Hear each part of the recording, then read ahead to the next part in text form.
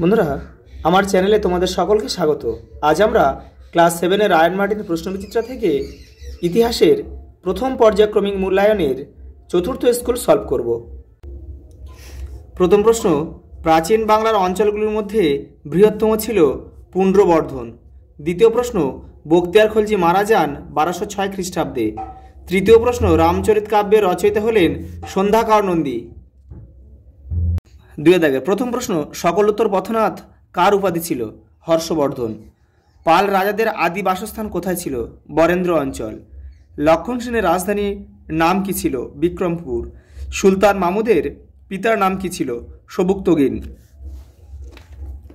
পরের প্রশ্ন, রামচরিত কাব্যগ্রন্থটি থেকে আমরা কি বিষয়ে জানতে পারি? কৈবর্ত বিদ্রোহের কথা। শ্রীধর দাসের লেখা একটি গ্রন্থের নাম লেখো। সদুক্তি কর্ণামৃত। গীত গোবিন্দম কাব্যের রচয়িতা কে? কবি জয়দেব। পরের প্রশ্ন, 3 দাগের মান 2-এর প্রথম প্রশ্ন, গৌড়তন্ত্র বলতে কি বোঝো? তোমাদের টেক্সটের 12 নম্বর পেজে উত্তরটি রয়েছে।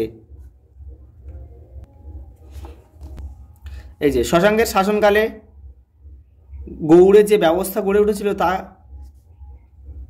তাকে বলা হয় গৌড়তন্ত্র। এখান থেকে এটা পুরোটা লিখতে হবে, কিন্তু যেহেতু মান 2-এর 1 নম্বর হলে এখান থেকে এই পর্যন্ত লিখলে হয়ে যেত। পরের প্রশ্ন, হিজরত কি? তোমাদের টেক্সটের 19 নম্বর পেজে উত্তরটি রয়েছে। হযরত মুহাম্মদ ও তার অনুগামীদের 622 খ্রিস্টাব্দে মক্কা থেকে মদিনা যাওয়াকে আরবি ভাষায় বলা হয় হিজরত।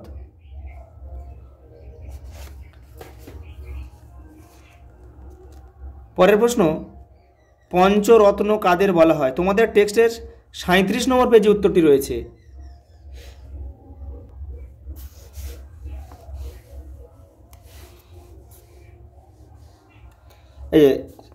এখান থেকে সেন যুগে লক্ষণ সেনের রাজসভায় কবি জয়দেব সবচেয়ে বিখ্যাত সাহিত্যিক। তার গীত গোবিন্দম কাব্যের বিষয় ছিল রাধাকৃষ্ণের প্রেমের কাহিনী। এখান থেকে এই পর্যন্ত লিখতে হবে। একসঙ্গে লক্ষণ সেনের রাজসভায় পঞ্চরত্ন ছিলেন, এই পর্যন্ত লিখতে হবে। পরের প্রশ্ন, বজ্রযান বা তন্ত্রযান বৌদ্ধ মতের জন্ম হয় কিভাবে? তোমাদের টেক্সটের 34 নম্বর পেজে উত্তরটি রয়েছে।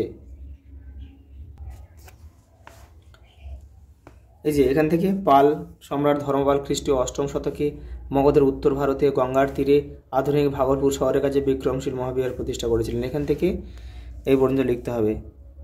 এই যে বিক্রমশীল ছিল বজ্রযান বৌদ্ধ মতচর্চার একটা বড় কেন্দ্র। পরের প্রশ্ন, ত্রিশক্তি সংগ্রাম কি? তোমাদের টেক্সটের 17 নম্বর পেজে উত্তরটি রয়েছে।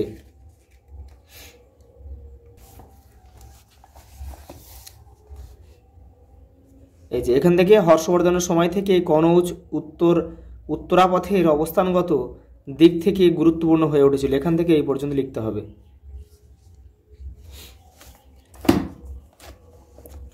পরের প্রশ্ন, পাল ও সেন যুগে বাংলায় কি কি ফসল উৎপন্ন হতো? তোমাদের টেক্সটের 29 নম্বর পেজে উত্তরটি রয়েছে।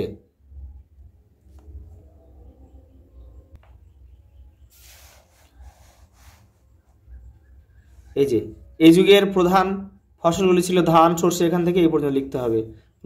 নদ নদী পূর্ণ বাংলার আরেকটি বড় সম্পদ ছিল মাছ। এই পর্যন্ত লিখতে হবে।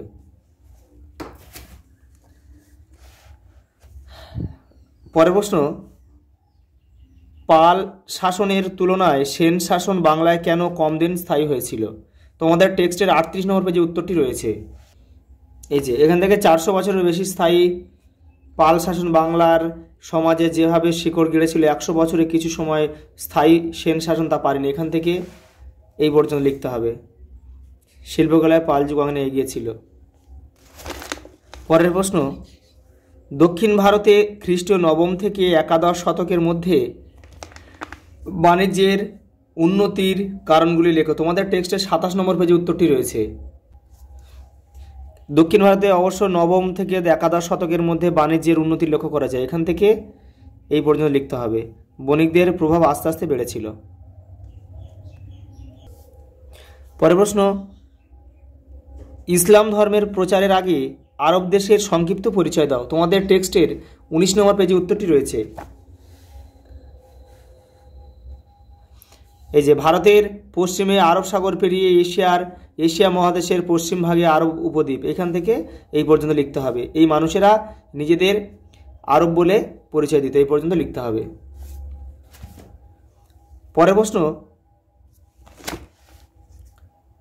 দক্ষিণ ভারতে চোল শক্তির উত্থানের পটভূমি বিশ্লেষণ করো। তোমাদের টেক্সটের 17 নম্বর পেজে উত্তরটি রয়েছে।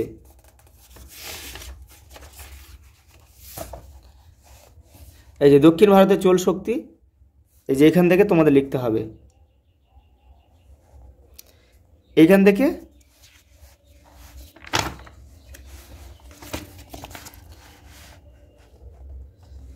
এই পর্যন্ত পড়ে নিয়ে তোমাদেরকে লিখতে হবে। শেষ প্রশ্ন, পাল ও সেন যুগে বাংলার শিল্প, সাহিত্য ও ভাস্কর্যের সংক্ষিপ্ত পরিচয় দাও।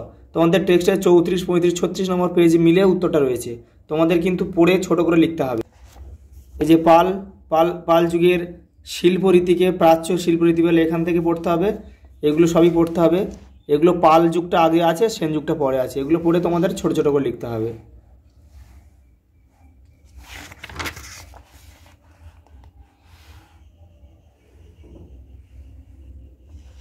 আজ এই পর্যন্ত, দেখা হবে পরের ভিডিওতে।